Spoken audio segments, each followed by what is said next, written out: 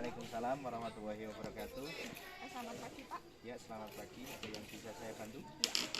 Di sini saya mohon izin, Ya. saya mendapatkan tugas untuk melakukan wawancara pada salah satu guru atau teman sejawat saya sehubungan dengan metode, media atau model yang bisa diterapkan dalam proses pembelajaran. Sebelumnya saya sudah melakukan beberapa eksplorasi masalah Pak mengenai pembelajaran yang sudah dilakukan di kelas saya. Kebetulan ada beberapa kendala, mungkin Bapak bisa memberikan masukan mengenai model, metode atau media yang bisa diterapkan untuk memperbaiki pembelajaran di kelas saya. Kebetulan Bapak sudah pernah mengajar anak-anak kelas saya sebelumnya. Betul. Kemarin saya memang mengajar di kelas 4.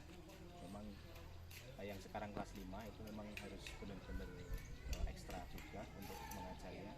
Jadi di sini nanti kita jabarkan beberapa metode yang sudah kita terapkan di kelas sebelumnya, entah itu di bahasa Indonesianya, entah di IPA-nya, IPS-nya, entah matematikanya, itu nanti kita jabarkan lebih luasnya.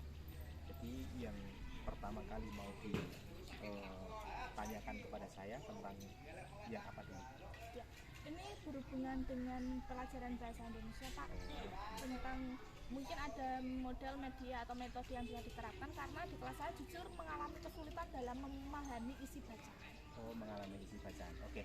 Dalam bahasa Indonesia di sini, kalau kemarin kita ngajar itu kita menggunakan metode tentang basic learning-nya dan problem basic learning. Nah, kita mengacu di mana sih anak-anak itu akan merasa tertantang jika dia itu diberi sebuah tantangan tersendiri.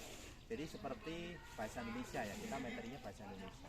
Jadi anak-anak kita kasih tantangan untuk belajar bahasa Indonesia itu seperti apa.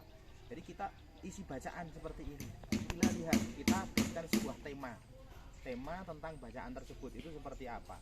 Jadi kita kasih tantangan kepada anak, siapa saja yang bisa memecahkan masalah yang ada di dalam tema tersebut, dalam bacaan tersebut, dan bisa menyimpulkan apa isi yang tertera dalam bacaan tersebut, kita kasih reward. Biasanya seperti itu. Itu anak biasanya kalau ada tantangan tersendiri, apalagi ada rewardnya nanti untuk anak yang benar-benar bisa menjawab gitu, itu anak akan benar-benar antusias dalam pembelajaran tersebut.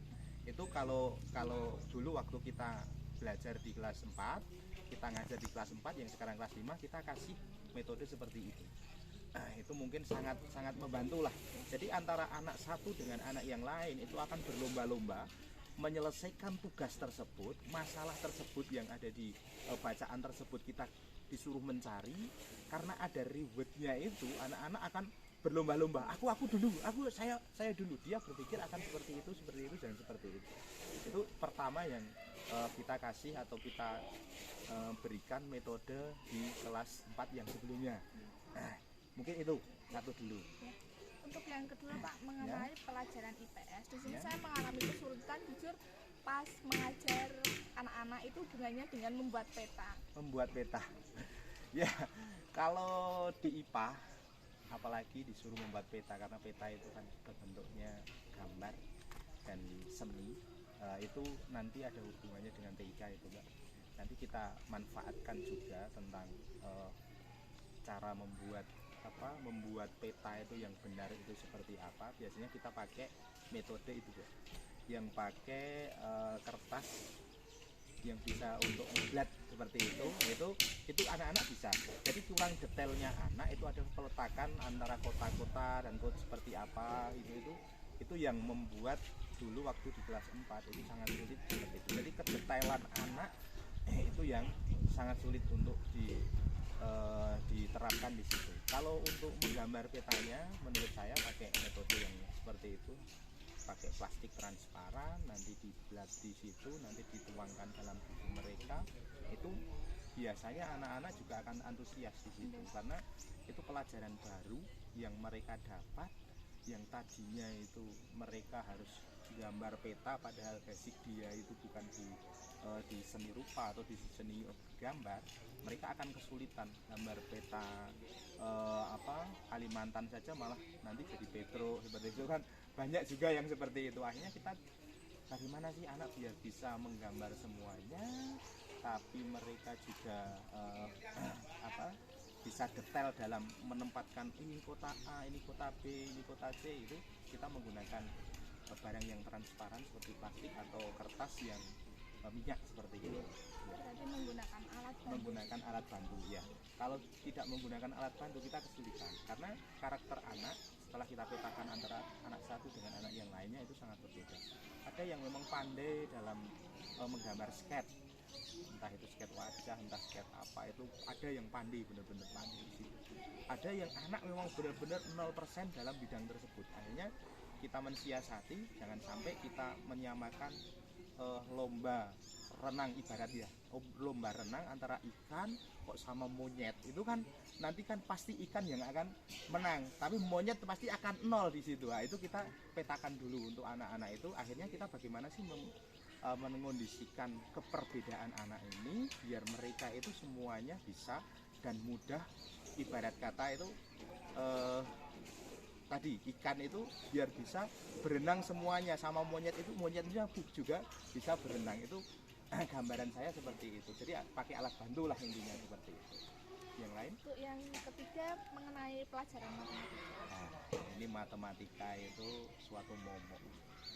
Kalau anak-anak bilang itu suatu momok yang menakutkan di matematika. Kita sebagai guru harus mencari model pembelajaran yang memang benar-benar disukai oleh anak. Jadi kita untuk pembelajaran matematika, apalagi sampai hitungan ribuan, dan intinya hitungan ribuan pembagian, kita tidak terpaku hanya di board. Jadi anak kita ajak keluar, eksplorasi di luar, kadang-kadang malah kita ajak ke warung juga. Jadi mereka disuruh membawa uang, apalagi di mata uang itu ada yang ini 500 rupiah, oh seandainya kita membawa 5.000, dibeli jajan 2.500 itu sisanya berapa? Anak akan lebih mudah memahami di situ daripada kita hanya medianya di bor dan bor, papan tulis di papan tulis. Anak akan jenuh, akhirnya mereka akan stres karena dari rumah mereka sudah benar-benar sudah mindset di otak mereka bahwa yang namanya matematika adalah pelajaran yang momok luar biasa, yang menakutkan menurut mereka. Nah, kita sebagai pendidik di sini walaupun di pelosok seperti ini yang sinyalnya juga susah, tapi kita manfaatkan apa yang ada di lingkungan kita untuk mempermudah pembelajaran di sini. Jangan sampai kita kalah sama teman-teman yang ada di fasilitasnya yang luar biasa di sana. Jadi kita manfaatkan karena di sini banyak pepohonan, banyak warung-warung, kantin-kantin di sini kita manfaatkan seperti itu. Mungkin kalau di tempat yang dekat dengan pasar bisa anak-anak diajak ke pasar untuk memberi barang-barang, nanti sisanya berapa, kalau hitung-hitungan sedikit demi sedikit ya kita seperti metode pakai anak yang lain juga bisa. Oh nang 2 ditambah 5 itu berapa, yang satu oh ini orangnya 5, di sini 5, oh di sini 2, dijadikan 1, ayo dihitung berapa, itu juga bisa pakai teman sejawat. Itu metode seperti itu bisa.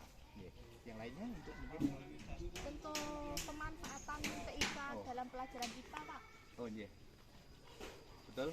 TIK di sini adalah pembelajaran yang harus, kalau mungkin saya bilang ini kita, karena kita itu di era 4.0 yang sekarang, setiap orang harus melek teknologi. Kalau anak-anak kita tidak dikenalkan dari sekarang tentang teknologi, pemanfaatan teknologi, mungkin anak-anak nanti lulus dari sini dia akan gaptek. Jadi untuk pemanfaatan teknologi di pembelajaran IPA, karena sekarang tidak mungkiri bayi lahir saja dia bisa diam karena HP. Sekarang juga anak-anak SD mereka akan jenak di rumah, tidak akan main di mana-mana, itu karena HP. Nah, akhirnya kita sebagai guru memanfaatkan hal tersebut. Contohnya anak-anak, karena kalau dulu peraturan dulu sama sekarang sudah berbeda. Kalau dulu anak-anak kok ke sekolah membawa HP itu pasti akan dihukum. Kalau di pembelajaran saya padahal dalam 1 minggu itu malah anak-anak saya suruh membawa HP. Untuk apa? Jadi kita berpikir seperti ini, jangan sampai HP ini hanya digunakan untuk ngegame dan ngegame toh.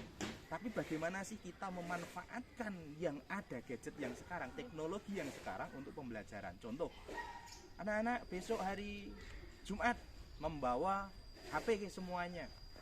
Setelah mereka bawa HP, kita kasih soal di situ. Tolong anak-anak kalian searching di Google tentang reproduksi atau tentang bunga yang bunga yang sempurna dan bunga yang tidak sempurna. Nanti setelah kalian dapatkan gambar itu di Google, kalian catat di buku kalian tentang perbedaannya seperti apa.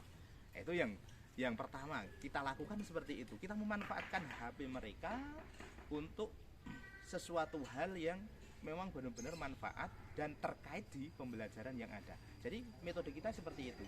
Ada 1 minggu, biasanya kita jadwalkan 1 minggu itu anak-anak bisa membawa gadget mereka, HP mereka ke sekolahan. Walaupun di sini juga ada labcom ya, labcom tapi belum sempurna. Itu kita kalau labcom di sini hanya untuk mengenalkan anak-anak bagaimana sih kita mengoperasikan laptop seperti apa, itu di situ. Di gadget anak-anak pun seandainya kita disuruh membuat bunga yang ada kepala putihnya, yang ada kelopaknya, itu kita disuruh mencari gambar tersebut di Google tersebut, di TIK tersebut. Jadi pemanfaatan tersebut kalau kita tidak jeli, kita sebagai guru kita kok tidak melek tentang TIK itu seperti itu kita akan kalah, kita pembelajarannya akan kalah dengan teman-teman yang lain. Padahal anak setiap kali pegang HP mereka pasti yang dimainkan hanya game dan game. Nah, kita sebagai guru kita harus berinovasi yang lebih luas. Bagaimana sih HP mereka itu tidak hanya digunakan untuk ngegame saja, tapi juga untuk pembelajaran di kelas, terutama tentang IPA. Seperti itu yang saya lakukan di kelas 4 yang sekarang sudah anak-anak yang masuk ke kelas 5. Seperti itu. Terima kasih Pak sudah memberikan beberapa solusi yang mungkin nanti bisa diterapkan di kelas saya sehingga nanti pembelajarannya bisa. Siap. Semoga saja, saya berharap juga nanti kelas 5 anak-anak juga belajar dengan baik, metodenya juga nanti bisa mencari metode yang baik pula. Jadi anak-anak datang ke sekolah itu bukan hanya untuk datang tok, tapi mereka ada keinginan, wah aku pengen sekolah, di sekolah itu asik, saya kerasan di sekolah. Semoga saja seperti itu. Pak, terima kasih. Oke, terima kasih. Assalamualaikum warahmatullahi wabarakatuh. Waalaikumsalam warahmatullahi wabarakatuh.